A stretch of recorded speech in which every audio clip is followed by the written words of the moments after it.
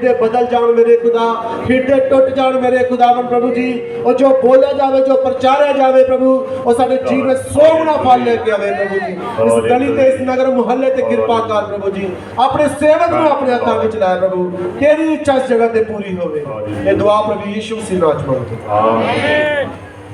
Hallelujah, hallelujah. प्रभु यीशु मसीह आप सभी को बड़ी बरकत दे, बड़ी आशीष दे। और शाम के इस बढ़िया आज सुंदर समय के लिए हम उस महान परमेश्वर का धन्यवाद करते हैं और विश्वास करते हैं कि प्रभु यीशु मसीह इस वक्त हमारे बीच में मौजूद है। और जितने विश्वास करते हैं वो हाथ खड़ा करके अपनी सहमति जता सकते हैं कि प्रभु यीशु मसीह इस वक्त अपने वायदे के अनुसार हमारे बीच में है। Hallelujah, hallelujah. प्रभु आपको बड़ी बरकत दे, बड़ी आशीष दे। अब तक हमने गीतों के द्वारा, भजनों के द्वारा हमने उस महान परमेश्वर की आराधना की है। और अब समय आ गया है, घड़ी आ पहुंची है कि हम उसके कलाम को सुने, हम उसके वचन को सुने, हम उसके वचन को ग्रहण करें। हालेलुया। और उसका वचन ही है जो हमें अनंत जीवन में प्रवेश करवाता है। और सभी तैयार हैं? तो जिनके पास भी अपनी अपनी बाइबल है वो अपनी अपनी बाइबल को खोलेंगे और यशायाह की पुस्तक 55 अध्याय 1 आयत से लेकर 3 आयत तक पढ़ेंगे। और संत मत्ती की अंजील 4 अध्याय और उसकी 4 आयत पढ़ेंगे। वो सब प्यासे लोगों, हम माइक में पढ़ेंगे, बच्चे को माइक दिया जाए। आजा, जिसके पास भी माइक है वो माइक में जरूर पढ़े। हाँ दीजिए, दीजिए उस बच्चे को दीजिए जो शुरू किया। हाँ। वो सब प्यासे लोगों, पानी के पास आओ, और जिनके पास रुपया ना हो तुम भी आकर मोल लो और खाओ। दाख मुकुट दूध बिन रुपए और बिन दाम ही आकर ले लो। और जो भोज वस्तु नहीं है उसके लिए तुम क्यों रुपया लगाते हो? और जिससे पेट नहीं भरता उसके लिए क्यों परिश्रम करते हो? मेरी ओर मन लगाकर सुनो, तुम उत्तम वस्तुएं खाने पाओगे और चिकनी चिकनी वस्तुएं खाकर संतुष्ट हो जाओगे। कान लगाओ और मेरे पास आओ, सुनो, तब तुम जीवित रहोगे और मैं तुम्हारे साथ सदा की वाचा बांधूंगा, अर्थात दाऊद पर के अटल करुणा की वाचा। इसी के साथ हम पढ़ेंगे संत मत्ती की अंजील 4 अध्याय और उसकी 4 आयत को पढ़ेंगे।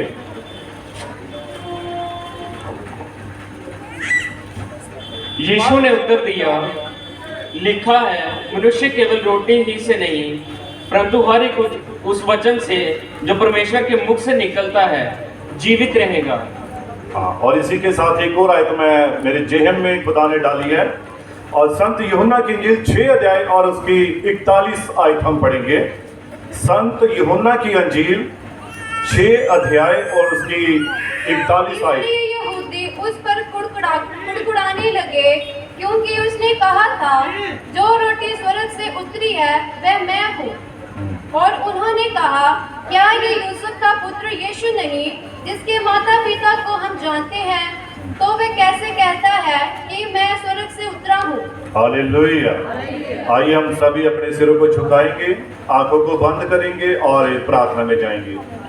महान स्वर्गीय पिता प्रभु यीशु मसीह, तेरी तारीफ, तेरा धन्यवाद करते हैं प्रभु। खास करके जो तेरी उपस्थिति में जो तेरे पाक वचन पढ़े गए हैं प्रभु, और तेरे पाक वचनों को पढ़े जाने पर, सुने जाने पर बड़ी बरकत हो, बड़ी आशीष हो प्रभु। और होने पर कि प्रभु यीशु मसीहा सुनने वाला एक ही आत्मा हो और बोलने वाला भी एक ही आत्मा हो प्रभु, ताकि तेरे लोग तेरे वचन के द्वारा, तेरे कलाम के द्वारा बड़ी बरकत पाए, बड़ी आशीष पाए प्रभु। सारी महिमा तुझे ही देते हैं पिता। इस प्रार्थना को सुन कबूल कर, इस प्रार्थना को प्रभु यीशु मसीह के नाम से मांगते हैं। आमीन, आमीन, आमीन, आमीन, आमीन। सभी बैठ सकते हैं। God bless you.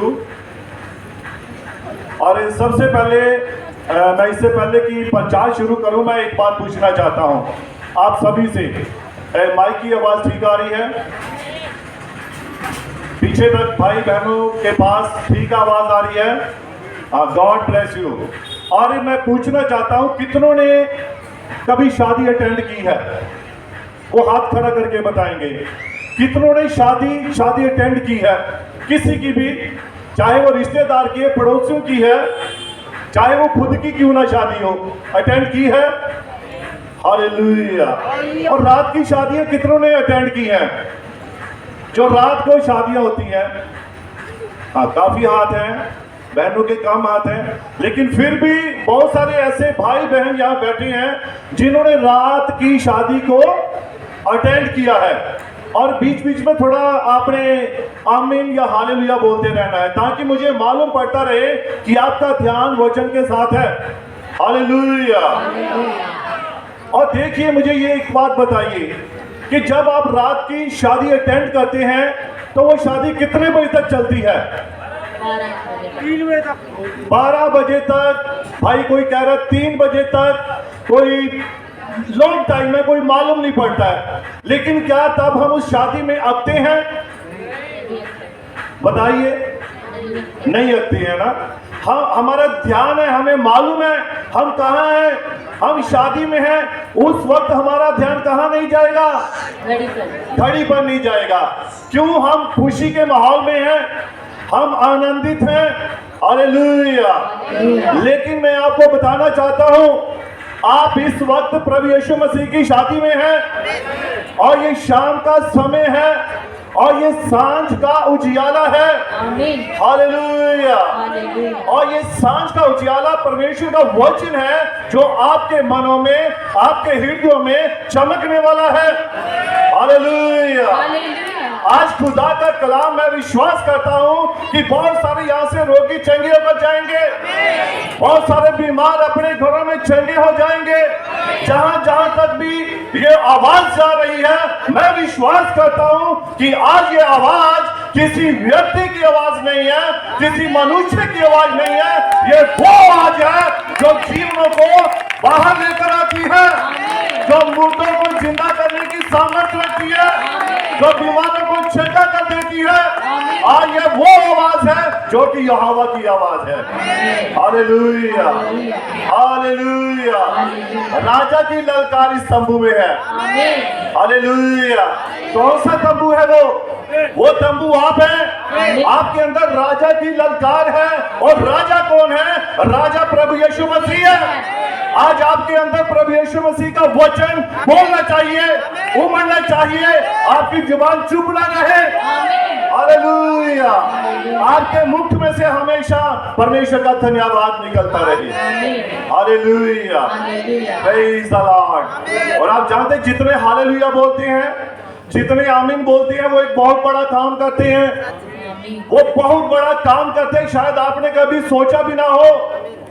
और वो काम ये है, खुदा का कलाम कहता है कि यहोवा परमेश्वर ने इस धरती की नींव रखने से पहले, आपके अंदर जब आप पैदा नहीं हुए थे, तब भी यहोवा ने आपके अंदर अपने बीज को, अपने वचन को रखा हुआ है।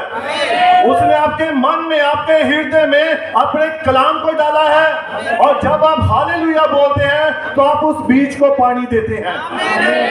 और जब आप हालेलुया बोलते हैं, उस बीज को पानी देते हैं, तो वो बीज आपके अंदर बढ़ने लगता है, और मसीह की देह आपके अंदर बढ़ती जाती है। हालेलुया। हालेलुया।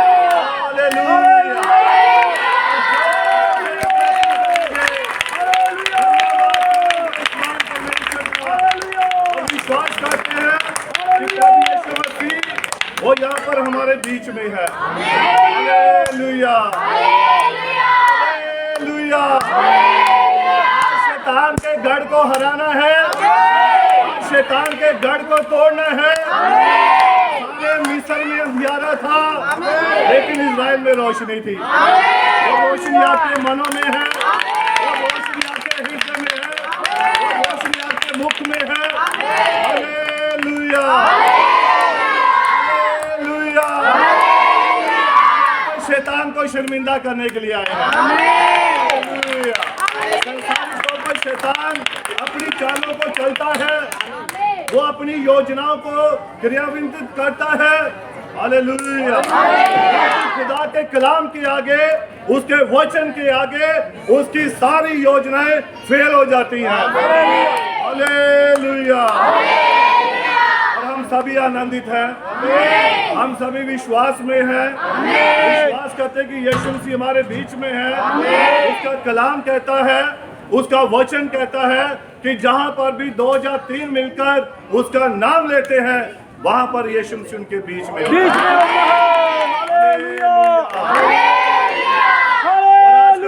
विषय है, ये विषय बड़ा ही खास है। आपने बाइबल की वर्सेस सुनी है, पढ़ी है, और ये खुदा का कलाम है। और इसमें से मैं एक विषय लेना चाहता हूं, और वो विषय ये है, बिना रुपये और बिना दाम के। हालेलुया। बिना रुपये और बिना दाम के। हालेलुया। विषय की पुस्तक में हमने पढ़ा कि जो रोटी तुम्हें रजाती नहीं, जो पानी आपका प्यास नहीं बुझाता, तुम उसके लिए क्यों अपना पैसा खर्च करते हो। हालेलुया। हालेलुया। जो रोटी हमें रजाती नहीं, जो पानी हमारी प्यास नहीं बुझाता, उस रोटी के लिए, उस पानी के लिए हम क्यों अपना व्यर्थ धन जो है, जो व्यर्थ में बहाएं। हालेलुया।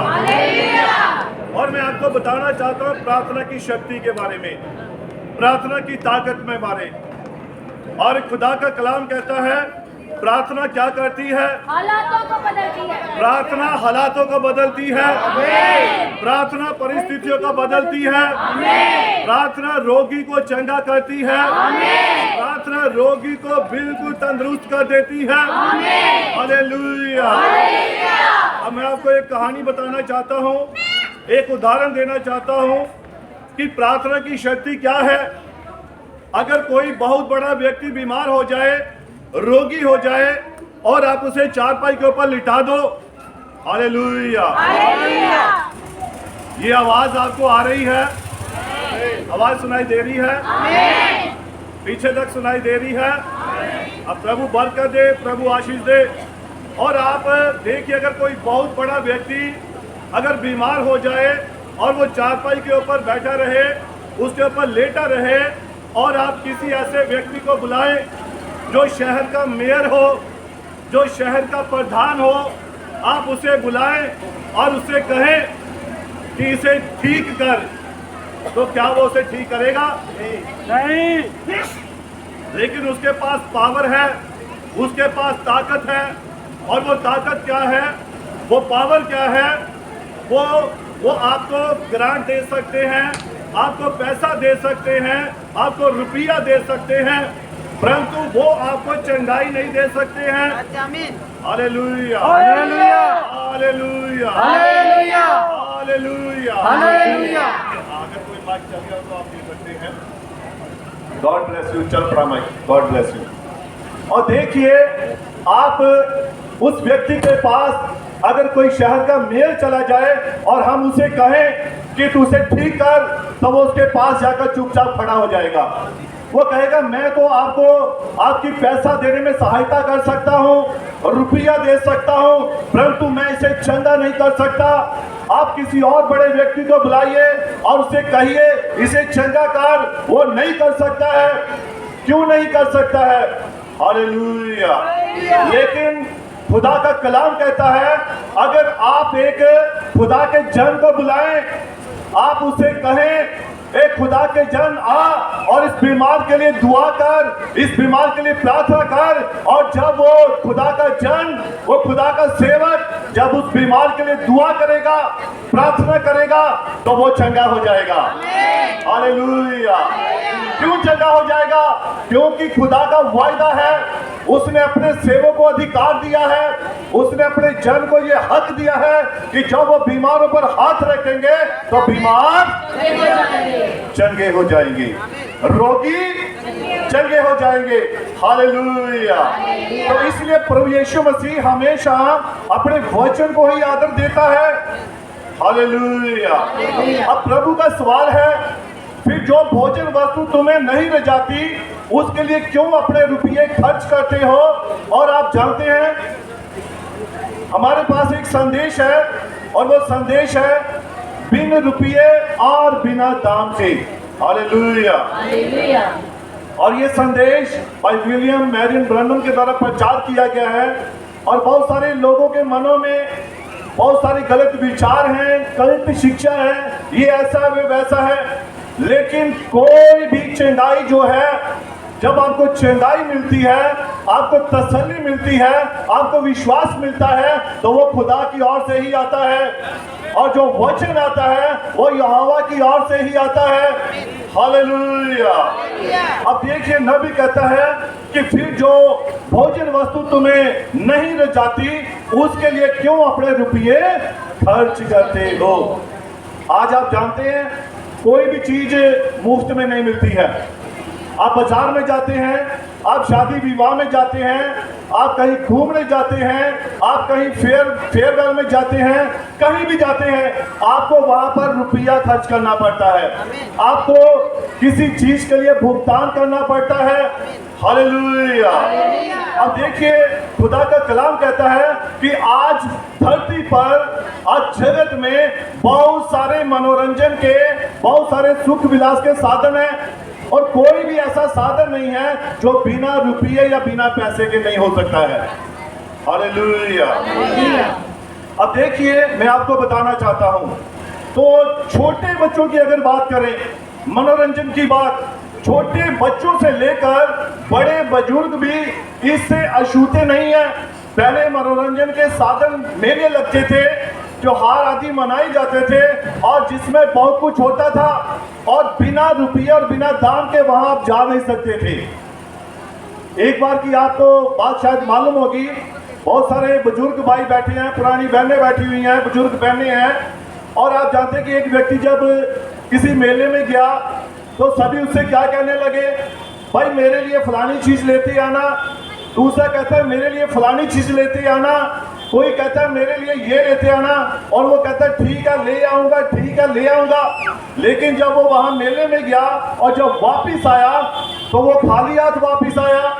और जब लोगों ने, जिन्होंने कहा तो तू हमारे लिए क्या वस्तु लेकर आया, तो उसने कहा किसी ने भुगतान किया, किसी ने पैसा दिया, फ्री में सभी कहते हैं मेरे लिए ये ले आना। इसीलिए कोई भी चीज, कोई भी वस्तु आप बिना रुपये या बिना दाम के नहीं ले सकते हैं।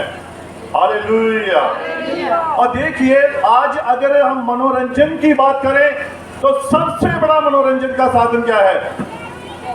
वो आपका मोबाइल फोन है। हालेलुया।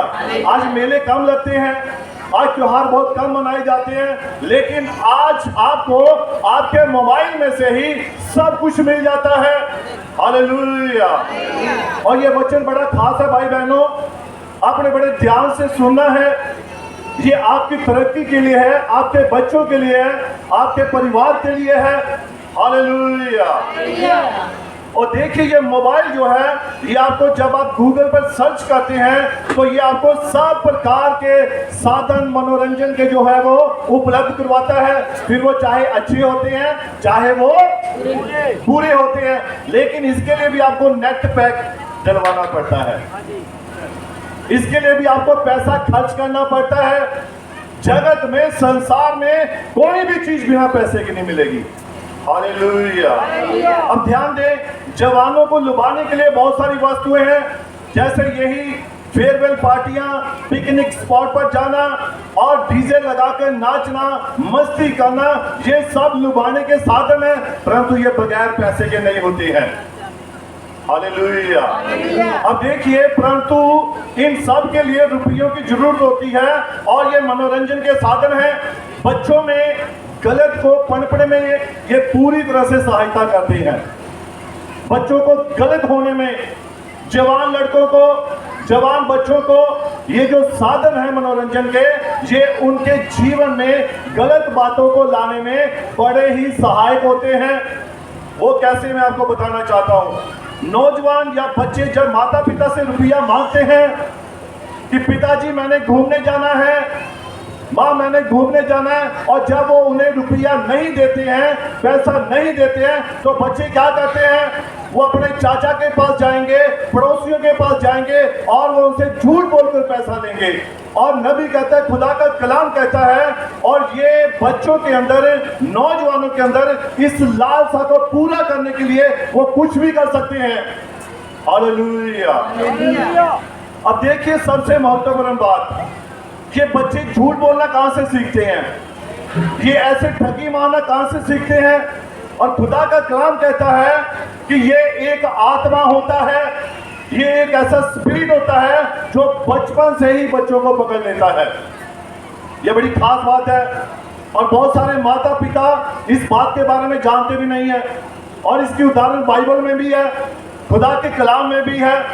जब एक बाप अपने बेटे को प्रभु यीशु मसीह के पास लेकर गया कि यार गुरु इसे क्या कर, इसे चंगा कर, इससे पहले वो यीशु मसीह के पास आता, वो चेलों के पास गया था और चेले उसे ठीक नहीं कर सके थे। हालेलुया।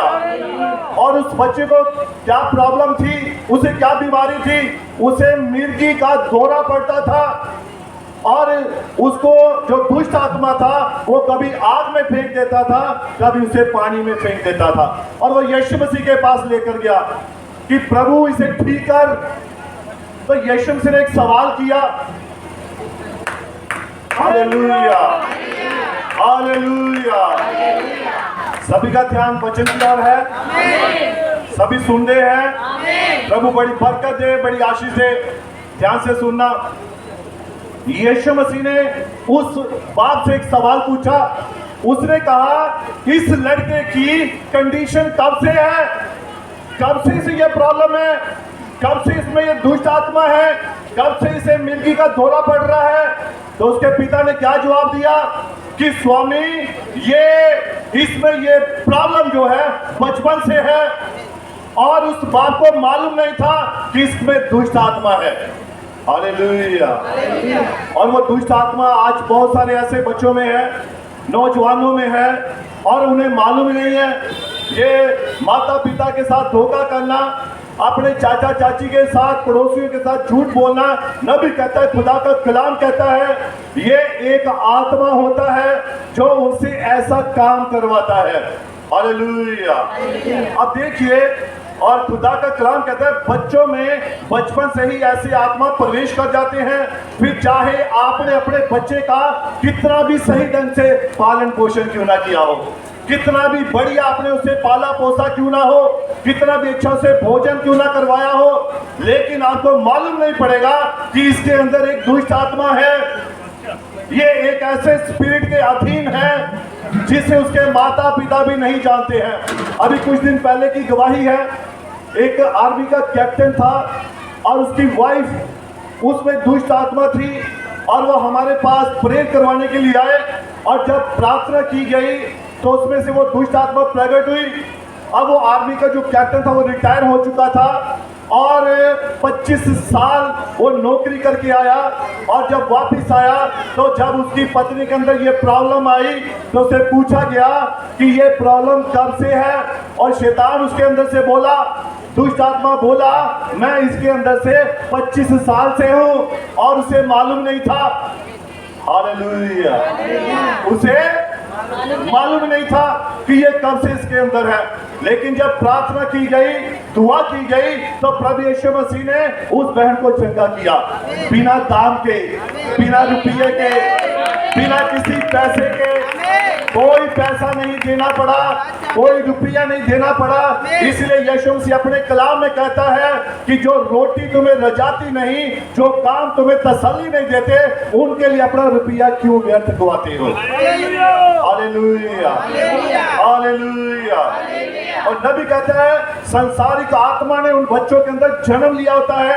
जब बच्चा पैदा होता है तो ये आत्मा पास में घूम रहा होता है, और जैसे ही बच्चा जन्म लेता है वो आत्मा उसके अंदर प्रवेश कर जाता है। और बहुत सारे लोगों को ये बात मालूम नहीं होती है। हालेलुया। इसका प्रूफ बाइबल में दे दिया मैंने। आप सभी ने इसके बारे में कहानी पढ़ी होगी, उस मिर्गी वाले बच्चे की। प्रॉब्लम कब से थी? बचपन से।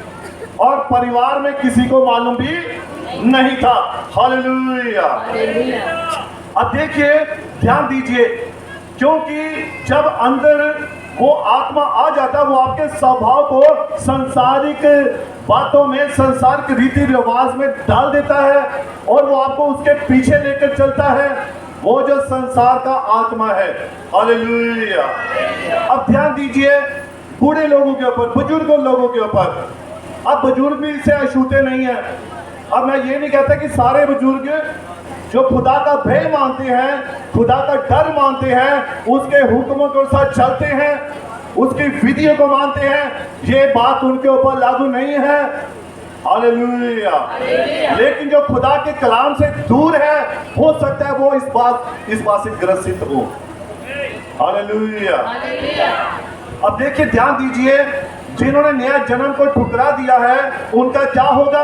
कुछ ऐसे बुजुर्ग होते हैं जो परमेश्वर के कलाम को ठुकरा देते हैं, उसे ग्रहण नहीं करते हैं, और उनका क्या होगा? जो नए जन्म को प्राप्त नहीं करते हैं। और अब देखिए, आपका स्वभाव अभी तक भी संसार की चीजों की ओर लगा रहता है। कारण क्या है? कि आपके अंदर वो आत्मा का प्रभाव है। हालेलुया। फिर चाहे आपने कितनी भी बार बाइबल क्यों ना पढ़ी हो, चाहे आपने 5 बार बाइबल पढ़ी है, चाहे आपने 10 बार पढ़ी है, और खुदा का कलाम कहता है आप दिखने में बड़े धार्मिक हो सकते हैं, आप बड़े शुद्ध हो सकते हैं, लेकिन अगर आपका अभी तक भी स्वभाव नहीं बदला है तो वो बाइबल पढ़ने का कोई फायदा नहीं है। अगर आपका जीवन नहीं बदला है, अभी तक कोई भी आप में बदलाव नहीं आया है। हालेलुया। आप आराधना अच्छी कर सकते हैं, आप खुदा की महिमा बड़ी अच्छी कर सकते हैं, लेकिन अगर स्वभाव नहीं बदला तो आप अभी भी उसी आत्मा में फंसे हुए हैं। अब बहुत सारे लोग पता क्या कहते हैं, मैं आपको बताना चाहता हूं, बहुत सारे लोग कहते हैं मुझे पवित्र आत्मा मिल गया है। बहुत सारे भाई, बहुत सारी बहनें, और उनके क्या अनुभव है? वो कहते हैं कि जब पवित्र आत्मा ने हमें टच किया, जब पवित्र आत्मा ने हमें छू लिया, तो हमारे शरीर में क्या हुई? एक झुनझुनी हुई, एक कंपन सा महसूस हुआ, एक ठंडक सी महसूस हुई, और हम कहते हैं मुझे पवित्र आत्मा ने छू लिया, मुझे पवित्र आत्मा मिल गया है। मगर मैं आपको बताना चाहता हूं, हालेलुया, आप जानते हैं कि पवित्र आत्मा का वजन कितना है? पवित्र आत्मा का भार कितना है? 10,000 हाथियों के भी बराबर, इससे भी बढ़कर हो सकता है। और पवित्र आत्मा खुदा के कलाम में, बाइबल में सिर्फ एक व्यक्ति के ऊपर उतरा था, और वो व्यक्ति प्रभु यीशु मसीह था। हालेलुया। लिखा है, खुदा का कलाम कहता है नबियों के ऊपर आत्मा उतरता था और फिर चला जाता था, आत्मा उतरता था फिर चला जाता था। लेकिन एक समय ऐसा आया कि जब परमेश्वर का खुद उसका पुत्र आया और प्रभु यीशु मसीह आया, जब यूहन्ना से बपतिस्मा दे रहा था, लिखा आकाश खुल गया और क्या हुआ? पवित्र आत्मा कबूतर की न्याय उसके ऊपर उतरा। और खुदा का कलाम पता क्या कहता है? लिखा है कि नबियों के ऊपर आत्मा आता था फिर चला जाता था, लेकिन यीशु मसीह के ऊपर उतरा लेकिन ठहर गया। Hallelujah, hallelujah. अब देखिए, आप कहते पवित्र आत्मा मिल गया। पवित्र आत्मा जब मिला, प्रार्थना कर रहे थे, पास्टर जी घुटनों के बल थे और मैं दुआ कर रही थी, मैं प्रार्थना कर रही थी, मुझे ठंडक सी महसूस हुई। ऐसा ही होता है। कितने ऐसा पवित्र आत्मा अनुभव किया है? सच में बताना है, किन्होंने ऐसा पवित्र आत्मा महसूस किया है? तो मैं बताना चाहता हूं, पवित्र आत्मा जब मिलता है, पवित्र आत्मा जब टच करता है, तब क्या होता है? और खुदा का कलाम कहता है जब सचमुच आपको पवित्र आत्मा टच करता है। और मैं ये नहीं कहता कि वो पवित्र आत्मा नहीं है। जब आपको ठंडक महसूस होती है, आप कहते हैं कि मुझे कंपन महसूस हुआ, ये मैं विश्वास करता हूँ वो पवित्र आत्मा ही है। आप सभी विश्वास करते हैं कि वो पवित्र आत्मा ही है। God bless you. वो सचमुच पवित्र आत्मा ही है, लेकिन पवित्र आत्मा में एक फर्क है। वो फर्क पता क्या है? वो फर्क ये है कि जब आपको सच्चाई का आत्मा मिलता है, वचन का आत्मा मिलता है, कलाम का आत्मा मिलता है, वायदे का आत्मा मिलता है, कमिटमेंट का आत्मा मिलता है, तब आपका स्वभाव बदल जाता है, तब आपका जीवन बदल जाता है। फिर आपकी वो बातें पुरानी वाली नहीं होती है। फिर आपके बारे में लोग क्या कहते हैं? अरे ये पहले गालियां निकालता था, परंतु आज खुदा की महिमा कर रहा है। ये है पवित्र आत्मा। जब पवित्र आत्मा मिलता है, आपकी जुबान बदल जाती है, आपकी भाषा बदल जाती है, आपका जीवन बदल जाता है, आपका चलना फिरना बदल जाता है, आपका उठना बैठना बदल जाता है। पहले आपकी संगति गलत होती है, लेकिन जब संगति सही हो गई, पवित्र आत्मा मिल गया, आप विश्वासियों के साथ बैठे हैं। हालेलुया। तब आप परमेश्वर का धन्यवाद कर रहे होते हैं, और ये है वो पवित्र आत्मा। Hallelujah, hallelujah. तो इसलिए ध्यान रखना इस बात का, अगर हमें पवित्र आत्मा ने टच किया है तो जीवन बदला हुआ होना चाहिए। अगर नहीं बदला तो फिर यही स्वभाव है। चाहे आपने चर्च में जितनी मर्जी बार आपने रोटी खिला दी, चाहे आपने चर्च में कितनी बंदगियां करवा दी, लेकिन अगर आप जीवन नहीं बदला, अभी तक आप वहीं 50 साल पीछे ही हैं, आप वहीं पर ही खड़े हैं। और जैसे कि बहुत सारे लोग कहते हैं मैंने 5 बार बाइबल पढ़ी, तो बाइबल पढ़ी है, बाइबल को पढ़ना जरूर है, लेकिन बाइबल आपके अंदर प्रकट होनी चाहिए, खुदा का कलाम आपके अंदर नजर आना चाहिए। आप जहां भी जाए, पौलुस कहता है तुम परमेश्वर की जीवित पत्रियां हैं, जिंदा पत्री। हम जिंदा बाइबल हैं। लोग हमारे जीवन को पढ़े, लोग हमारे स्वभाव को देखें कि सचमुच ये व्यक्ति बदल चुका है, क्योंकि इसके अंदर वचन है। इसने बाइबल को सिर्फ पढ़ा ही नहीं है, इसने बाइबल को जिया भी है। Hallelujah, hallelujah. तो इसलिए संसार की पाप की इच्छाएं मरी नहीं है। जो व्यक्ति कहता है कि मैंने 5 बार 10 बार बाइबल पढ़ी है, हालेलुया, लेकिन अगर आपने अपना जीवन नहीं बदला तो फिर बाइबल पढ़ने का कोई भी फायदा नहीं है। हालेलुया। अब देखिए, संसार की पाप की इच्छाएं मरी नहीं है, और आप किसी व्यक्ति को अकेले में मोबाइल पकड़ा दो, जो व्यक्ति कहता है मैं बहुत धार्मिक हूं, मैं चर्च में जाता हूं, मैं दुआ करता हूं, मैं प्रार्थना करता हूं, आप उस व्यक्ति को अकेले में मोबाइल पकड़ा दो, कोई भी उसके पास में पता लग जाएगा उसका ये कितना आत्मिक है, चाहे कोई भी क्यों ना हो। हालेलुया। आत्मिकता आपकी चर्च में भी वैसी होनी चाहिए, घर में अकेले में भी वैसी ही होनी चाहिए। Hallelujah, hallelujah. और देखिए, खुदा का कलाम कहता है, परमेश्वर का वचन कहता है, बस एक बार मसीह को अपने दिल के सिंहासन के ऊपर बैठने दो, फिर देखो आपका कैसे जीवन बदलता है, कैसे स्वभाव बदलता है, आप कैसे परमेश्वर के बेटे बनते हैं, आप कैसे परमेश्वर की बेटियां बनती हैं। एक बार, बस एक बार अपने दिल के सिंहासन पर यीशु मसीह को बैठने दो। Hallelujah, hallelujah. और ये सब कैसे है? बिना रुपये और बिना दाम के। कोई पैसा नहीं लगना है, कोई रुपया नहीं लगना है, आपको ये फ्री में है। हालेलुया। अब देखिए, नया जन्म पाया व्यक्ति क्या करता है? और नया जन्म पाया व्यक्ति संसार से मृत हो जाता है, संसारिक कामों से मर जाता है। अब उसे संसारिक कामों में कोई भी इच्छा नहीं है, कोई भी लालसा नहीं है, जिस व्यक्ति ने नया जन्म पा लिया हो। हालेलुया। अब ध्यान दें, आपको घूमने के लिए, पार्टियों के लिए अधिक रुपये की जरूरत होती है, और आपको इन सब बातों के लिए प्रभु को जवाब देना होगा। आपने जो रुपया खर्च किया, जो पैसा खर्च किया, वो उस वस्तु के लिए किया जिसने ना आपके पेट को भरा। आप दिन में कितनी बार भोजन करते हैं? कम से कम 3 बार। सुबह खाना खाते हैं, दोपहर को फिर भूख लग जाती है, फिर जब रात को फिर भूख लग जाती है। ये हमारी एक रूटीन चल रही है, हमें लगातार भोजन खाना पड़ता है। हालेलुया। परंतु यीशु मसीह खुदा का कलाम कहता है कि जो भोजन, जो पानी, जो पीने की वस्तु आपको रजाती नहीं, उसके लिए क्यों अपना पैसा व्यर्थ खर्च करते हो। और खुदा का कलाम क्या कहता है, संत मत्ती की इंजील 4 में हमने पढ़ा है, मनुष्य केवल रोटी से जिंदा नहीं रहेगा, बल्कि हर एक उस कलाम से, उस वचन से जो परमेश्वर के मुख में से निकलता है, उसके द्वारा वो जिंदा रहेगा। Hallelujah, hallelujah. हमारे चर्च में एक भाई है और वो इसी मोहल्ले के हैं और विटनेस ऑफ जीसस चर्च के वो मेंबर हैं, सदस्य हैं। और उस भाई ने 4 दिन का उपवास रखा। अब आप कह सकते हैं कि हाँ भाई, उपवास हम भी रखते हैं, हम 40 दिन का रखते हैं, हम इतने दिन का रखते हैं। लेकिन उस भाई ने जब ये उपवास रखा तो बिना पानी के और बिना रोटी के रखा था। हालेलुया। ये है वो असली उपवास। और जो उपवास की जो शुरुआत है वो सांझ से लेकर अगले दिन की सांझ तक है। और लगातार जब आप ऐसा करते हैं तब आपका उपवास जो है खुदा को मंजूर होता है। हालेलुया।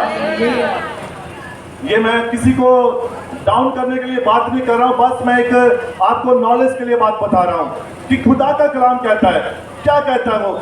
यीशु मसीह ने कितने उपवास रखे? जोर से बोलेंगे, 40। कितने रखे? 40 उपवास रखे। और यीशु मसीह ने कैसे रखे? क्या दिन के रखे या रात के रखे? सभी बोलेंगे दिन और रात, है ना, दिन और रात। यीशु मसीह ने दिन का तो नहीं रखा उपवास, उसने दिन का भी रखा लेकिन रात का भी रखा, यानी कि 24 घंटे का एक दिन होता है। हालेलुया। अब यीशु मसीह ने लिखा निराहार रखे, ना उसने पानी पिया, ना उसने रोटी खाई, और 40 दिन तक उसने क्या किया? उसने उपवास रखे थे। अब बहुत बार पता क्या होता है, बहुत सारे हमारे भाई लोग, बहने लोग बहुत सारे हैं और वो कहते हैं पास्टर जी हमने 40 दिन का उपवास रखा। तो मैंने कहा मेरे प्रिय भाई, मेरी प्रिय बहन, आप 40 दिन का उपवास रखा, खुदा आपको बरकत दे, प्रभु आपको आशीष दे। परंतु मुझे एक बात बताइए, ये आपने दिन का रखा कि रात का रखा? नहीं पास्टर जी, हमने दिन का रखा। कितने बजे से लेकर कितने बजे तक? हम सुबह उठे 5 बजे और हमने शाम के 5 बजे उपवास खोल दिया। तो मैंने कहा कितने दिन के रखे? 40 दिन के। तो मैंने कहा इस हिसाब से रात के आपने नहीं रखे तो आपके तो टोटल 20 हुए, यानी कि 40 दिन के उपवास उन्होंने रखे और 24 घंटे का एक दिन होता है। हालेलुया। तो कितने दिन के रह गए? 20 दिन के। तो इसीलिए खुदा के कलाम को अगर पूरा करना है, अगर आप कर सकते हैं तभी करिए, अधूरा काम मत कीजिए। Hallelujah, hallelujah. अब देखिए खुदा का कलाम कहता है और यीशु मसीह अपने वचन में कहता है कि आपको हर एक बात के लिए प्रभु को जवाब देना पड़ेगा, हर बात के लिए जवाब देना पड़ेगा। आपने कहां कहां पर अपने समय व्यर्थ गवाया, आपने कहां कहां पर पैसे खर्चे, कहां कहां पर अपने रुपये खर्चे, किन कामों के लिए खर्चे, और हर एक बात का आपको जवाब देना पड़ेगा। हालेलुया। रोमियो की पुस्तक 6 उसकी 23 में लिखा है, पाप की मजदूरी क्या है? मौत है। और आप देखिए, अगर आप अपने पैसे उन कामों में लगा रहे हैं, उन स्थानों में लगा रहे हैं, उन जगहों में लगा रहे हैं जहां पर वो आपको कोई भी ब्लेसिंग नहीं दे रही है। हालेलुया। तो इसलिए परमेश्वर का सवाल है कि फिर परमेश्वर आपसे ये प्रश्न करता है कि जिन चीजों से संतुष्टि नहीं होती तुम इन चीजों पर क्यों अपने रुपये खर्च करते हो। हालेलुया। अब देखिए कौन सी चीज ऐसा करवाती है, कौन सी चीज मनुष्यों से ऐसा करवाती है? गलत जगहों पर पैसे खर्च करवाती है। हालेलुया। और देखिए वो चीज क्या करती है, जो आपके रुपये, आपके पैसे आपके पास है, उसको शराब खरीदने में उसे खर्च कर देती है और किसी ऐसी स्त्री पर खर्च कर देते हैं जिसके साथ वो जाता है, या संसारिक सुख विलास पर खर्च कर देती है। आप अपने पैसे ऐसे कामों में खर्च करते हैं और खुदा का कलाम कहता है आपको हर एक बात के लिए जवाब देना पड़ेगा, हालेलुया। अब परमेश्वर की महिमा के लिए हम ताली बजा सकते हैं।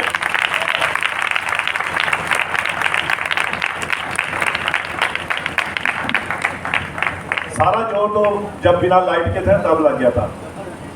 कोई बात नहीं, प्रभु हिम्मत देता है, प्रभु ताकत देता है। एलिया को भी उसने बल दिया था और उसे रोटी दी, दाखरस दी, और एलिया ने 40 दिन की यात्रा बिना रोटी बिना पानी के उसने गुजार दी थी। Hallelujah, hallelujah. तो आपको तो परमेश्वर का धन्यवाद देना चाहिए। आज आपको इस गांव में, इस इलाके में एक न्योता है, ये आपको एक निमंत्रण है कि आप यहोवा के वचन को मुफ्त में ग्रहण करें, मुफ्त में ले, अपनी मुक्ति मुफ्त में ले, अपना उद्धार मुफ्त में ले। इसके लिए आपको कोई भी रुपया खर्च नहीं करना पड़ेगा, आपको कहीं भी डिपॉजिट नहीं करवाना पड़ेगा, बस अपने आप को परमेश्वर को समर्पित करना है। हालेलुया। और देखिए, पवित्र बाइबल बयान करता है, आपको परमेश्वर के पास आने का न्योता दिया है अनंत जीवन को, और अनंत आनंद को पाने के लिए आज आपके पास एक न्योता है। और जो लोग चाहते हैं कि मैं उद्धार पाऊं, वो प्रभु यीशु मसीह को अपना उद्धारकर्ता स्वीकार कर सकता है, वो यीशु मसीह को अपना मुक्तिदाता स्वीकार कर सकता है। हालेलुया। बिना रुपये और बिना दाम के, कोई पैसा नहीं लगेगा। हालेलुया। अब मेरे प्रियो, मेरे दोस्तों, मेरे मित्रों, मेरे भाइयों, मैं आपको बताना चाहता हूं कि जिन चीजों से संतुष्टि नहीं होती, उन पर आप अपना क्यों रुपया व्यर्थ करते हो। हालेलुया। हमें न्याय के दिन परमेश्वर सवाल पूछेगा तो क्या उत्तर देंगे? और रुपया आपको खूनी बना सकता है। मेरी बात को ध्यान से सुनना। रुपया जो है वो आपको खूनी बना सकता है, वो आपको पाप पर पाप करवाता जाएगा, वो आपको गलत आदत पर गलत आदत सिखाता जाएगा। ये रुपये का लालच ऐसा है, ये आपसे गलत पर गलत करवाता जाएगा। और मैं आपको एक उदाहरण बताना चाहता हूँ। दो बड़े ही अच्छे दोस्त थे और वो जंगल में शिकारी कैंप में नौकरी करते थे और इकट्ठे काम करते थे। एक के 5 बच्चे थे और एक के 2 बच्चे थे। अब हुआ क्या, जब मालिक ने कहा तुम दोनों में से बस एक को नौकरी मिलेगी, और जब उसने ऐसा कहा और दोनों को बाहर निकाल दिया। हालेलुया। जब बाहर निकाल दिया और जिसके 5 बच्चे थे उसने क्या सोचा, उसने क्या कहा, अपने मन में विचार किया, मेरे 5 बच्चे हैं और मुझे रुपये की सख्त जरूरत है, और इसके 2 बच्चे हैं, इसका गुजारा चल जाएगा। लेकिन उस व्यक्ति ने क्या किया, जिसके 5 बच्चे थे, रुपये के लालच में कि मुझे ये नौकरी ज्यादा जरूरी है, उसने उस व्यक्ति को गोली मार दी। किसके लालच में? रुपये के लालच में। हालेलुया। तो इसलिए रुपया आपको खूनी बना सकता है, आपको पापी बना सकता है, आपको गुनहगार बना सकता है। इसलिए यहोवा परमेश्वर कहता है, जो चीज आपको संतुष्ट नहीं करती, उसके लिए क्यों अपना रुपया खर्च करते हो। हालेलुया। अब ध्यान कीजिए एक बात पर। Hallelujah, hallelujah. आपकी गाड़ी मान लीजिए अगर खड्डे में गिर जाए, अगर किसी खड्ड में गिर जाए, और वो गाड़ी को निकालने के लिए हमें किस चीज की जरूरत पड़ेगी? सभी बोलेंगे, किस चीज की जरूरत पड़ेगी? रुपये की, पैसे की। हमें कुछ भुगतान करना पड़ेगा। किसको? उस क्रेन वाले को। और जब हमारी गाड़ी उस खड्ड में गिर जाती है तो हम क्रेन का जो भुगतान करते हैं, उसे रुपया देते हैं, उसे पैसा देते हैं। फिर वो क्रेन आती है और वो क्या करती है, वो इतनी मोटी जंजीर को उस कार को लपेट देती है, और वो कार क्या करती है, वो जंजीर क्या करती है, उस कार को बाहर खींचना शुरू कर देती है। और उसमें से एक आवाज आती है, घर घर घर घर, ऐसी आवाज आती है ना, क्योंकि जोर लग रहा है उस मशीन का। हालेलुया। अब देखिए, भुगतान करने पर जब आप भुगतान कर देते हैं, तब आपकी गाड़ी जो है उस खड्डे में से निकालने के लिए वो क्रेन, वो मशीन आ जाती है और वो उसे बाहर निकालना शुरू कर देती है। और देखिए, यही स्थिति आज आप लोगों की है। बहुत सारे लोग ऐसे हैं जो आज भी खड्डे में गिरे हुए हैं, लेकिन आज मशीन क्या है, वो यीशु मसीह की क्रूस है। यीशु मसीह की क्रूस वो आपके लिए तैयार है। आप पाप के गड्ढे में हैं, आप गुनाह के गड्ढे में हैं और आपको निकालने के लिए यीशु मसीह ने क्रूस के ऊपर अपना लहू बहा दिया और उसने अपना प्रेम बहा दिया। जैसा कि खुदा का कलाम कहता है कि परमेश्वर ने जगत के साथ ऐसा प्रेम किया, यानी जगत कौन है? वो आप हैं। ऐसा प्रेम किया कि अपना इकलौता पुत्र दे दिया ताकि जो कोई उसके ऊपर विश्वास करे वो नाश ना हो बल्कि अनंत जीवन को प्राप्त करे। और वो क्या है? वो प्रेम है। वो प्रेम की जंजीर आती है, वो आपको उस खड्डे में से बाहर निकालती है और आवाज आती है, हे मेरे बेटे, हे मेरी बेटी, मैं तुझे बचाने के लिए तेरे पास मौजूद हूं। Hallelujah, hallelujah. और यह परमेश्वर का प्रेम है जो आपको उस खड्डे में से बाहर निकालता है। अब देखिए, बहुत बार क्या होता है, जब व्यक्ति बीमार हो जाता है और उसको इलाज के लिए जब डॉक्टर के पास अस्पताल में लेकर जाते हैं तो वहां पर डॉक्टर क्या करता है? जब सीरियस केस होता है तो एक फाइल के ऊपर सिग्नेचर करवाते हैं और कहते हैं कि इसका भुगतान कौन करेगा, कौन इसके रुपये देगा इसके इलाज के। हालेलुया। और उसको ये उस वक्त ये बातें वहां पर कंडीशंस लिखवाई जाती हैं, किसने भुगतान करना है। भाई यीशु मसीह हमारे लिए भुगतान कर चुका है। आज हम जब बीमार होते हैं हम इस कलाम को पकड़ते हैं, हम इस बाइबल को पकड़ते हैं जो हमें चंगाई देने के लिए हमारे पास मौजूद है। हालेलुया। और वो भी बिना रुपये और बिना दाम के। हालेलुया। और देखिए, परंतु लोग मुफ्त में भी नहीं लेना चाहते हैं। लोग अपनी चंगाई मुफ्त में भी नहीं लेना चाहते हैं। यशायाह की पुस्तक 53 अध्याय और उसकी 5 आयत में लिखा है, परंतु वो हमारे अपराधों के कारण घायल किया गया। और यहां पर मैं चाहता हूं एक बात आपको सिखाना चाहता हूं। कितने तैयार हैं इस बात को सीखने के लिए? सभी जोर से आमीन बोलेंगे एक बार। ये बड़ी खास आयत है, यशायाह 53 और उसकी 5। मैं चाहता हूं जिसके पास बाइबल है वो अपनी बाइबल को खोल ले। परंतु वह हमारे ही अपराधों के कारण घायल किया गया। हाँ, अब ध्यान से सुनना इस शब्द को। यहाँ लिखा है, परंतु वह हमारे, हमारे यानी कि बहुत सारे, ऐसे ही है, हमारे बहुत सारे। तो मैं चाहता हूं कि आप हमारे शब्द की जगह पर आप अपना नाम लें, आप अपने बारे में कहें, परंतु वह मेरे ही अपराधों के कारण घायल किया गया। आप ऐसा बोलेंगे, आप ऐसा मन में सोचना है कि यीशु मसीह हमारे नहीं, मेरे लिए। मैं कह सकता हूं, आप कह सकते हैं, यीशु मसीह मेरे लिए। किसके लिए? मेरे लिए, आपके लिए क्या किया गया? हो अपराधों के कारण घायल किया गया। पढ़िए, वह हमारे अपराध अधर्म के कामों के कारण कुचला गया। लिखा वह हमारे, परंतु आपने कहा है वह मेरे अधर्म के कामों के लिए कुचला गया। किसके? मेरे। अब आगे पढ़िए, हमारी ही शांति के लिए उस पर ताड़ना पड़ी। अब हमारी की जगह कहना है मेरी, मेरी ही शांति के लिए उस पर ताड़ना पड़ी। पढ़िए, कि उसके कोड़े खाने से हम लोग चंगे हो कि गए। उसके कोड़े खाने से मैं क्या हो गया?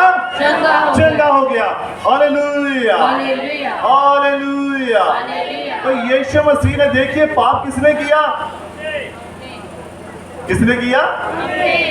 तो कोड़े, सजा किसे मिली? यीशु मसीह को। कोड़े किसने खाए? यीशु मसीह ने। घायल कौन किया गया? यीशु मसीह किया गया। हालेलुया। गलतियां हमने की, गुनाह हमने किया, झूठ हमने बोला, पाप हमने किया, व्यभिचार हमने किया, चोरी हमने की, निंदा हमने की, ये सब काम हम लोगों ने किया। परंतु हमारे बदले कौन मारा गया? प्रभु यीशु मसीह मारा गया, कुचला गया, घायल किया गया। हमारी खातिर उसे कोड़े मारे गए और हमें चंगाई मुफ्त में मिली, बिना रुपये और बिना दाम के। हमारे बीच में सिस्टर राज कमताल से, और सिस्टर ने यहाँ पर गवाही दी। और जिस दिन इतवार के दिन की ये बात है, संडे के दिन की बात है, और इस बहन को घर में अटैक हो गया और एक साइड पूरी तरह से डेड हो गई थी, मुंह भी इनका एक साइड में हो गया था। और मालूम हुआ, फोन आया कि बहन को ऐसे प्रॉब्लम हो गई है। और उस वक्त चर्च में बंदगी चल रही थी, प्रार्थना चल रही थी, और यीशु मसीह की कृपा से सभी चर्च के भाई बहन घुटनों के बल आ गए और प्रार्थना की, दुआ की कि हमारी बहन को चंगा कर, और प्रभु ने आज उस बहन को चंगा कर दिया है और उसने चलकर भी आपको दिखाया है। और ये सिर्फ 1 महीने के अंदर अंदर हुआ है। चंगाई तो उसी वक्त मिल गई थी, चंगाई तो उसी वक्त मिल गई। जब आप घर में बैठे सोचते कि आज मैंने चर्च में जाना है, तो आप उस वक्त चर्च में होते हैं, हालेलुया। परंतु चर्च में आकर आप ये प्रकट करते हैं कि सचमुच खुदा ने ही बात की थी, हालेलुया। अब देखिए ये चंगाई है, बहन से पूछो कितने पैसे लगे, कोई लगा पैसा? कोई पैसा नहीं लगा, फ्री में चंगाई मिली, हालेलुया। हाँ, ये डॉक्टर, ये दवाइयाँ जो है ये भी परमेश्वर की ओर से हैं। आप दवाई खा सकते हैं, आप डॉक्टर के पास जा सकते हैं, परंतु चंगा करना यीशु मसीह का काम है, उसके सिवा कोई दूसरा चंगा नहीं कर सकता है। ये बात 100% पक्की है, हालेलुया, हालेलुया। और देखिए, आप नबी कहता है, खुदा का कलाम कहता है कि जब वो हमारे अपराधों के कारण घायल किया गया, वह हमारे अधर्म के कामों हेतु कुचला गया, हमारी ही शांति के लिए उस पर दाना पड़ी कि उसके कोड़े खाने से हम लोग चंगे हो जाए, हालेलुया। अब देखिए, बहुत सारे लोग जो है ना, वो पैसे से हर चीज को खरीदना चाहते हैं, रुपया खर्च करना चाहते हैं, और जब तक वो रुपया खर्च ना करें वो समझते नहीं है कि हमें चंगाई मिली है। बहुत सारे लोगों का ऐसा यकीन है, ऐसा विश्वास है, और जब चंगाई फ्री में मिल जाती है फिर वो सोचते पता नहीं ये शायद मेरी अपनी ही ताकत थी, मेरी अपनी ही विल पावर थी कि मैं चंगा हो गया, हालेलुया। अब बाइबल में हम एक ऐसा व्यक्ति देखते हैं जिसने उद्धार पाने के लिए, मुक्ति पाने के लिए प्रभु यीशु मसीह के पास आया, हालेलुया। अब देखिए, और ये व्यक्ति कौन था? एक नौजवान व्यक्ति था, नौजवान लड़का था, यीशु मसीह के पास आया, हे गुरु, अनंत जीवन पाने के लिए, उद्धार पाने के लिए मैं क्या करूं? तो यीशु मसीह ने पता क्या कहा? हुक्मों को माना कर। किसे माना कर? यानी कि वचन को, जो हुक्म दिएंगे उन्हें माना कर। तो उसने पता क्या जवाब दिया? कहता ये हुक्म मैं बचपन से मानता आया हूं। कब से? बचपन से। बचपन से। जब मैं छोटा था मेरी माँ मुझे चर्च में लेकर जाती थी, वो मुझे प्रार्थना करना सिखाती थी, वो मुझे दान देना सिखाती थी, वो मुझे ये सिखाती थी, हालेलुया। जब मैं छोटा था ये बातें तो मैंने बचपन में सीख ली। अब प्रभु मुझ में किस बात की कमी है? यीशु मसीह ने कहा तुझ में एक बात की घटी है। उसे प्रेम किया, उसे प्यार किया कि मेरे बेटे अभी भी तेरे में एक बात की घटी है, जा जाकर अपना सारा धन कंगालों को बांट दे। और लिखा है ये बात सुनकर वो जो धनवान व्यक्ति था, धनवान नौजवान था, लिखा वो उदास हो गया, उसके चेहरे पे उदासी छा गई और वो वापस चला गया। चेले पता क्या कहने लगे? हालेलुया। ध्यान से बात सुनना। चेले क्या कहने लगे? प्रभु किसका उद्धार हो सकता है? अरे जब ये धनवान व्यक्ति, धनवान जो नौजवान आया था, अरे इसके पास तो बहुत पैसा था, अरे ये क्यों नहीं प्रवेश कर पाया स्वर्ग में? तो यीशु मसीह ने कहा कि स्वर्ग के राज्य में ऊंट का सुई के नाके में से निकल जाना आसान है, परंतु एक धनवान व्यक्ति स्वर्ग के राज्य में प्रवेश नहीं कर सकता है। Hallelujah, hallelujah. एक धनवान व्यक्ति जिसके पास बहुत सारा रुपया है, बहुत सारे पैसे हैं, वो कभी भी स्वर्ग के राज्य में प्रवेश नहीं कर सकता जब तक उसके पास खुदा का कलाम नहीं है। Hallelujah, hallelujah. और देखिए चंगाई जो है वो मुफ्त में दी है यीशु मसीह ने। चंगाई का कोई भी दाम नहीं है, इसका आपको कोई भी भुगतान नहीं करना पड़ता है। संत मत्ती की अंजील में 10 अध्याय में वहाँ यीशु से कहा है चलते चलते क्या करो? प्रचार करो, स्वर्ग का राज्य निकट आ गया है, रोगियों को चंगा करो, बीमारों को जिलाओ, मुर्दों को जिलाओ, रोगियों को चंगा करो। Hallelujah, hallelujah, hallelujah. क्या करो? रोगियों को चंगा करो, और ये तुम्हें मुफ्त में मिला है और मुफ्त में ही दो। इसके लिए आपको कोई रुपया पैसा खर्च करने की जरूरत नहीं है, चंगाई फ्री में है। हालेलुया। एक बार सुंदर फाटक जो था, बाइबल में हम पढ़ते हैं, सुंदर नामक एक फाटक था, वहां पर एक लंगड़ा भिखारी बैठा हुआ था। वो जन्म से लंगड़ा था, और खुदा का कलाम कहता है, वचन कहता है कि वो जो लंगड़ा था वो वहां चर्च में आने जाने वाले लोगों से भीख मांगा करता था। और तभी वहां पर दो व्यक्ति आए, पतरस आया और उसका एक साथी आया, और जब वो दोनों वहां से गुजरे तो उस लंगड़े भिखारी ने उनकी ओर बड़ी आस भरी निगाह से देखा। हालेलुया। अब मैं चाहता हूं थोड़ा प्लीज भाई लोग हलचल थोड़ा बंद कर दें, बस थोड़ी 10-15 मिनट की और बात है, और इससे क्या है कि ध्यान भटक जाता है। तो प्रभु आपको बड़ी बरकत है। कोई बात नहीं, सभी काम हो जाएंगे। शादी विवाह जो रात के 12 बजे तक भी चलता है, ये प्रभु की शादी है। 10-15 मिनट आगे पीछे हो सकते हैं, लेकिन परमेश्वर का धन्यवाद जरूर करना है। Hallelujah, hallelujah. अब देखिए उस अंधे भिखारी ने क्या किया, और उसने पतरस की ओर अपनी निगाह लगाई। अरे ये मंदिर में से, चर्च में से अंदर आ रहे हैं होकर, तो इनके पास जरूर कुछ ना कुछ होगा, ये मुझे कुछ ना कुछ जरूर देंगे। हालेलुया। अब देखिए जब वो बाहर आए, और नबी कहता है, खुदा का कलाम कहता है, पतरस एक यहूदी था, और यहूदी लोग पैसे से बहुत प्रेम करते हैं। हालेलुया। आज बहुत लोग पैसे से प्रेम करते हैं। कोई भी ऐसा नहीं, कहीं अपने छोटी छोटी गोल गोल पूड़ियां बनाकर भी रखते हैं संभाल के, पत्नी अपने पतियों से संभाल कर रखी है, छिपा कर रखी, प्रेम है ये पैसे से। हालेलुया। और नबी कहता है, खुदा का कलाम कहता है कि वो यहूदी जो थे पैसे से बहुत प्रेम करते थे। और जब वो बाहर आए और जब उन्होंने उस लंगड़े को देखा, तो पतरस ने भी देखा, जो कि एक बूढ़ा व्यक्ति था और उसके चेहरे पर झुर्रियां थी, और दूसरा एक नौजवान था। और जब उन्होंने उस लंगड़े भिखारी को देखा, और वो बड़ी आस के साथ देख रहा था, बड़े ही एक उनकी तरफ निगाह, तरस भरी निगाह थी उसकी, कि यहां से मुझे जरूर कुछ ना कुछ मिलेगा।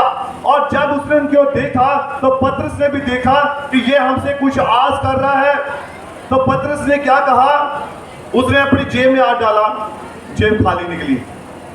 जेब उसने ऊपर की जेब में हाथ डाला, जेब खाली निकली। और उसने देखा कि मेरे पास तो कुछ भी नहीं है, ना तो सोने की मुद्रा है, ना रुपया है, ना पैसा है। हालेलुया। और वो अपने जेब देख रहा है, पॉकेट देख रहा है, कुछ भी नहीं है। भाई मैं क्या दूं इसे? लेकिन पतरस जानता था, 3 दिन पहले ही हमने कुछ प्राप्त किया है।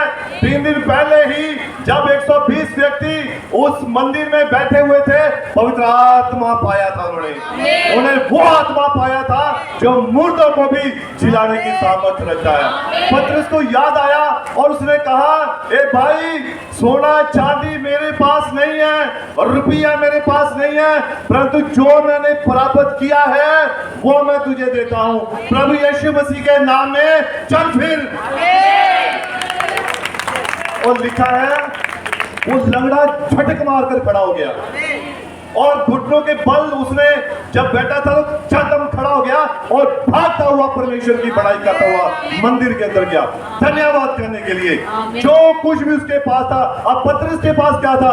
पवित्र आत्मा की सामर्थ्य थी, उसके पास पवित्र आत्मा की पावर थी। और लिखा, पतरस जो खुदा का एक जन था, और ये उसने फ्री में दिया, कोई पैसा नहीं मांगा उसे, जबकि वो पैसे से प्रेम करता था। तो यीशु मसीह ने मत्ती की इंजील में कहा, ये तुम्हें मुफ्त में मिला है, मुफ्त में ही दो। हालेलुया। जब आप पैसे की डिमांड करने लगोगे, ये वरदान खत्म हो जाएगा, आप खाली हो जाएंगे। हालेलुया।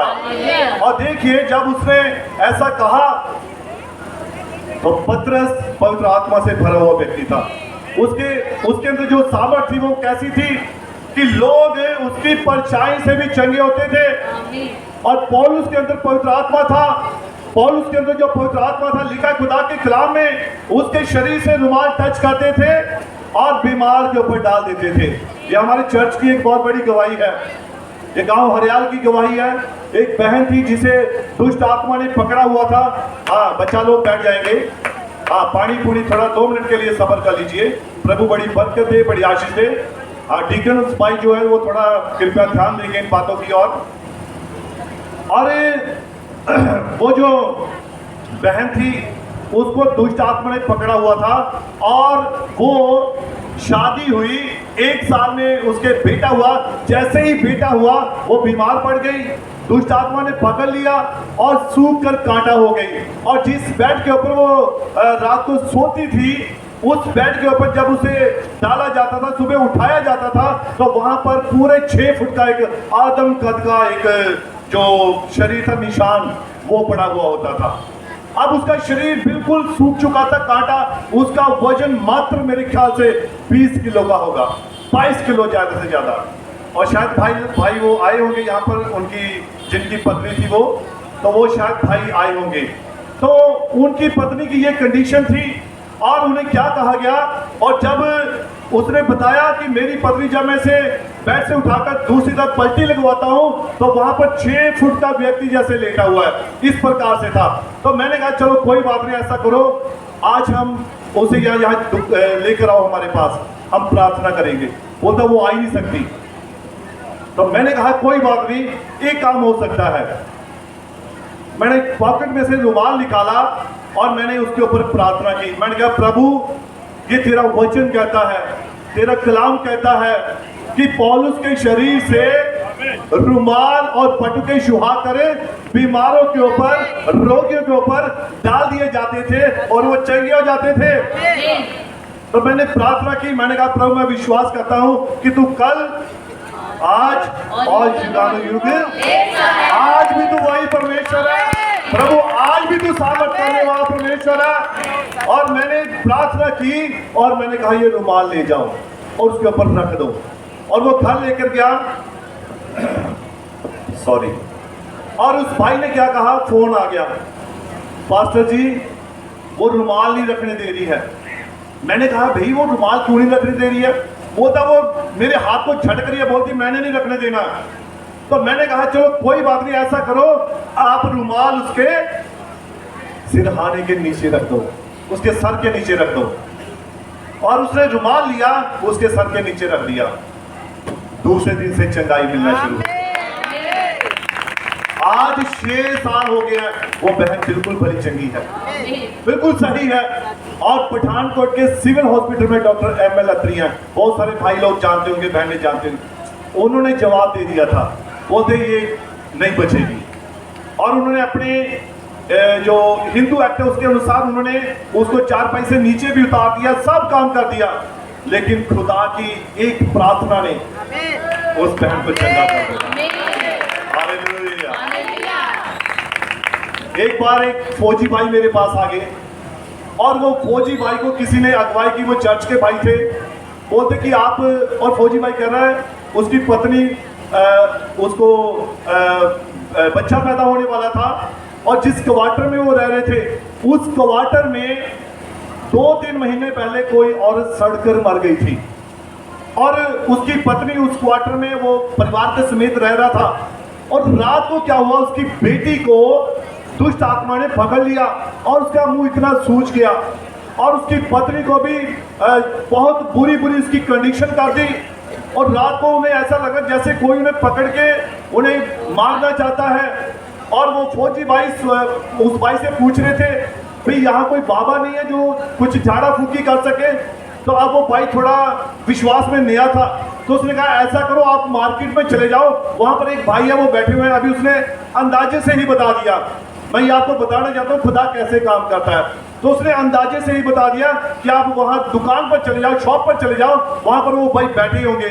अब उसने ये नहीं बताया कौन से भाई, कौन सी दुकान। लेकिन हुआ क्या, जब मैं अपनी शॉप के ऊपर बैठा हुआ था और मैं वहां पर बाइबल का अध्ययन कर रहा था, मैं वचन की तैयारी कर रहा था, और वो फौजी भाई साइकिल पर अपनी बेटी को आगे बैठाकर लेकर आया और सीधा साइकिल उसका मेरी दुकान के आगे रुक गया और आकर मुझे क्या पूछा, भाई साहब यहाँ कोई बाबा नहीं है जो झाड़ा फूकी करे। मैं क्या हुआ, मैंने कहा वो इसको ये बात पूछा। मैं कहा नहीं भाई मुझे नहीं मालूम, तो आप किसी और से पूछ लीजिए।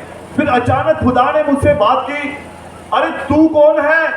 तू खुदा का एक जन है और तू सब कुछ कर सकता है। तो मैंने कहा फौजी भाई एक मिनट रुकिए, मैं क्या बात हुई? बोलता मेरी बेटी को रात को दुष्ट आत्मा ने पकड़ा हुआ है, इसका मुंह सूजा हुआ है, कुछ नहीं खा रही और रात भर रोई जा रही है। फौजी भाई भी, उसकी भी आंखें सूज चुकी थी, आंखें लाल हो रखी थी और उसके वो रात भर सोए नहीं, इतनी ज्यादा प्रॉब्लम दी थी उस दुष्ट आत्मा ने। हालेलुया।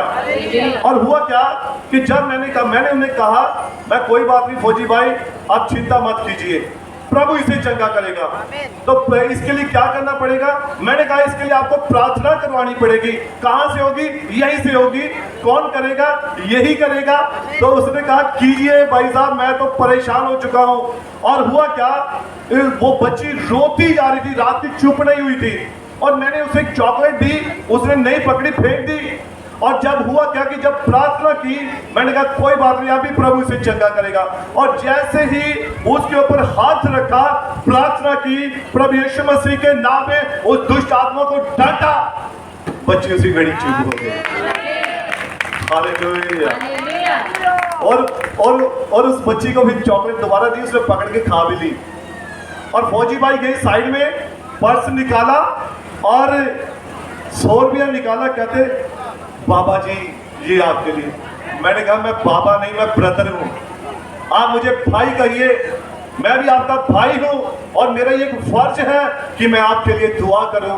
जब मेरा कोई भाई कष्ट में है, मेरी बहन कोई कष्ट में है, कोई मुश्किल में है, तो मुझे उसके लिए दुआ करनी है, ये मेरा फर्ज है। ये खुदा ने मुझे बख्शा है कि मैं उसके लिए प्रार्थना करूं और परमेश्वर उसे चंगा करे। हालेलुया। मैं इसलिए ये गवाहियां बता रहा हूं, ये सब मुफ्त में मिली है, कोई पैसा नहीं लगता है। आप बहुत सारी जगहों पर जाते हैं, बहुत सारी स्थानों में जाते हैं, आप रुपया खर्च करते हैं। वही एक कर्नल है, एयरफोर्स से रिटायर है और उनकी बेटी है और उसका पति, उसका जो हस्बैंड है वो भी आर्मी में है। और उस बहन को यूट्रस का कैंसर हो गया और यूट्रस का कैंसर हो गया तो उसने कहा, डॉक्टरों ने कहा, तब वो अहमदाबाद गुजरात की तरफ, उस तरफ थे और वहां से वो आ गए। डॉक्टर से पूछा कितना खर्च होगा? डॉक्टर ने कहा उस वक्त 12 लाख रुपया लगेगा और फिर भी कोई गारंटी नहीं है कि आप चंगे होंगे या नहीं होंगे। और उस बहन ने क्या किया, वो वहां से क्वार्टर शिफ्ट करके अपने घर में आ गई, जो कि हमारे पड़ोस में था। और उसका पिता एयरफोर्स में कर्नल है। और हुआ क्या, वो बहन और उसकी माँ दोनों आ गए मेरे पास, कहती विक्की भाई देख, इसको डॉक्टर ने ये बात बताई है। मैं कौन सी बात? बोलती कि ये तो डॉक्टर ने कहा है इसे यूट्रस का कैंसर है और ये 3 महीने से ज्यादा जिंदगी नहीं जिएगी, ये मरने वाली है, तो तू इसके लिए प्रार्थना कर, क्या पता प्रभु इसे चंगा करे। मैंने कहा आंटी फिक्र मत करो, चिंता मत करो, यीशु मसीह से चंगा करेगा, कोई आपको टेंशन लेने की जरूरत नहीं है। तो डॉक्टर ने वहां बताया 12 लाख मांगे थे, मैं कहा यहाँ फ्री में होगा। और वो डॉक्टर का, जिस डॉक्टर ने इलाज किया, वो डॉक्टर जानते पता कौन था? Doctor MC Kumar. अगर किसी को कोई शक होगा तो मैं उसकी आपको मुलाकात करवा सकता हूँ उस बहन के साथ, उस डॉक्टर के साथ भी, जिस डॉक्टर ने उसका इलाज चल रहा था। और हुआ क्या कि उस बहन को मैंने जब प्रार्थना की, मैंने कहा मेरी बहन, सिस्टर आप चिंता मत करना, प्रभु सारे रोगों को चंगा करने की सामर्थ रखता है, प्रभु सारी बीमारियों को चंगा करने की सामर्थ रखता है और ये तुम्हारी बीमारी कोई बड़ी नहीं है। हालेलुया। और प्रार्थना की और वो बहन अपने घर में चली गई। अब जब घर में चली गई और वहां पर उसके घर में एक क्रूस टंगा हुआ था, और आप जहां फौजी भाई अगर बैठे तो वो जानते हैं, आर्मी में जब कोई क्रिश्चियंस होता है, जब प्रोग्राम होता है, तो वो कुछ ऑफिसर को क्रूस स्लीव भेंट करते हैं, तो उनको भी वो एक स्लीव भेंट की हुई थी और वो स्लीव उसने घर में क्रूस टांग रखी थी। और वो बहन बता रही कि जब मैं रात को लेटी हुई थी, मेरे पेट में दर्द लगातार रहता था, लगातार ये दर्द रहता था, कभी भी उसे आराम नहीं मिला था जब से ये प्रॉब्लम हुई थी। और जब वो वहां पर वो घर में लेटी हुई और उसने क्रूज की ओर अचानक देखा और वो मन में क्या विचार कर रही है, मैं अब 3 महीने के बाद मैंने मर जाना है, मुझे अब जीना नहीं है, मैं मर जाऊंगी, मेरे बच्चों का क्या होगा। मेरे पति का क्या होगा। वो इस टेंशन में चारपाई के ऊपर लेटी हुई सोच रही है, और अचानक उसका ध्यान जब क्रूज की ओर गया तो उसने कहा, ए यीशु, मैं जानती हूँ कि मैंने आज प्रार्थना करवाई है और तू चंगा करने की सामर्थ रखता है, और मैं मरना नहीं चाहती। वो रो रो के दुआ कर रही है और रोते जा रही है, और रोते रोते उस बहन को कब नींद आ गई पता ही नहीं। सुबह उठी, अपना काम किया, दोपहर हुई, शाम हुई, एक दिन बीता, 2 दिन बीते, 3 दिन बीते, वो दर्द उसे मालूम नहीं। एक दिन उसने अचानक सोचा, पता नहीं क्या हो गया, दर्द नहीं हो रही, इसका मतलब कहीं कैंसर अंदर फट ना गया हो। भागकर डॉक्टर के पास आई, MC कुमार के पास। तो जो पहले उसने स्कैनिंग करा रखी थी उसे दिखाई। उसने कहा, जब डॉक्टर ने स्कैनिंग देखी, ये कैसे हो गया, आपका कैंसर तो यहां है ही नहीं, और उसका कैंसर जा चुका था। वो बहन चंगी हो चुकी थी, और डॉक्टर भी हैरान था कि ये कैसे हो सकता है, और ये सब काम यीशु मसीह के लिए संभव है। वो असंभव को संभव करने की सामर्थ रखता है। जहां पर नहीं बीजता वहां से वो इकट्ठा कर लेता है, जहां नहीं बिखेरता वहां से वो क्या करता है, बटोर लेता है। Hallelujah, hallelujah. आप परमेश्वर की महिमा के लिए ताली बजा सकते हैं जोर से। God bless you. अब देखिए, चंगाई मुफ्त में है, इसका कोई भी रुपया नहीं लगता है, कोई भी पैसा नहीं लगता है। आप अपनी चंगाई मुफ्त में ले सकते हैं। आप उन चीजों के ऊपर पैसा व्यर्थ मत कीजिए। इसलिए यीशु मसीह ने कहा, जो रोटी तुम्हें रजाती नहीं, जो पानी आपकी प्यास नहीं बुझाता, जो चीजें आपको संतुष्ट नहीं करती, उसके ऊपर क्यों अपना रुपया व्यय करते हो। हालेलुया। तो इसीलिए उद्धार जो है वो मुफ्त में, चंगाई मुफ्त में है। हालेलुया। बाइबल में एक और उदाहरण देखते हैं, और वो उदाहरण आप सभी जानते हैं। 12 साल से रोगी एक औरत थी। हालेलुया। 12 साल से एक रोगी औरत थी, और उसको 12 साल से लहू बहता था, और उसने लिखा खुदा के कलाम में, बहुत सारे डॉक्टरों के पास जाकर, बहुत सारे वैद्यों के पास जाकर वो चंगी नहीं हुई थी, बल्कि और बीमार हो गई थी। हालेलुया। और बीमार हो गई थी, और उसने चंगाई प्राप्त नहीं की। और खुदा का कलाम कहता है, वचन कहता है, एक बार उसे मालूम हुआ कि यीशु मसीह गांव में आया, और वो जब यीशु मसीह गांव में उसे मालूम हुआ, और वो अपने मन में एक बात सोचकर बैठ गई, विश्वास किया कि आज मैं अपनी चंगाई प्राप्त करूंगी। और उसने क्या किया, उसने अपने मन में विश्वास किया कि मैं यीशु मसीह के पल्ले को छू लूंगी तो मैं चंगी हो जाऊंगी। अब हुआ क्या, जब वो गांव में गई, पता लगा कहाँ यीशु मसीह। अब यीशु मसीह तो भीड़ के अंदर था, चारों तरफ बहुत बड़ी भीड़ थी, बहुत ज्यादा मनुष्य थे, व्यक्ति थे, परंतु वो औरत क्या विश्वास लेकर गई, अगर इसके पल्ले को छू लूंगी तो मैं चंगी हो जाऊंगी। Hallelujah, hallelujah, hallelujah. अब वो चंगी होने जा रही थी, कैसे? अपने विश्वास के द्वारा। और जब उसने भीड़ में देखा कि यीशु मसीह भीड़ में है, और यीशु मसीह को लोगों ने घेर रखा है, आदमियों ने घेर रखा है, परंतु उसने अपनी चंगाई को लेकर क्या किया, उसने भीड़ की परवाह नहीं की, और वो भीड़ को चीरती हुई, उसके बीच में से निकलती हुई यीशु मसीह के पल्ले को पकड़ लिया। और लिखा, जैसे ही उसने उसके पल्ले को पकड़ा, उसी वक्त उसका लहू बहना बंद हो गया। हालेलुया। ये क्या था? चंगाई मुफ्त में थी। यीशु मसीह ने ये तो नहीं कहा कि बहन तू चंगी हो गई है तो थोड़े से हमें भुगतान कर दे, ऐसा कुछ नहीं कहा। चंगाई मुफ्त में है, बिना रुपये और बिना दाम के। उद्धार मुफ्त में है, आप अपने उद्धार को मत गवाइए। आज ये एक न्योता है, बिना रुपये बिना दाम के आप अपने उद्धार को प्राप्त कर सकते हैं। Hallelujah, hallelujah. ऐसी चीजों में अपना समय या अपने पैसे व्यर्थ मत गवाइए। खुदा के कलाम के लिए चाहे आपको कुछ भी क्यों ना करना पड़े, अपनी जान तक क्यों ना देनी पड़े, आप जरूर इस काम को कीजिए, ताकि खुदा का वचन आप मरे और मसीह आप में जिंदा हो। हालेलुया। तो प्रभु यीशु मसीह इस कलाम के द्वारा आप सभी को बहुत सारी बरकत दे, बहुत सारी आशीष दे। God bless you. बाकी समान भाई की बात